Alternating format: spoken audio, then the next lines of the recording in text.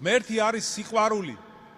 ყოვლადწმინდა სამება არის მამა ღმერთის სიყვარული ძე ღმერთისადმი, მამა ღმერთის და ძე ღმერთის სიყვარული სულიწმინდა ღმერთისადმი. ეს არის ერთ ღმერთში სამი ჰიპოსტასის ურთიერთ სიყვარული.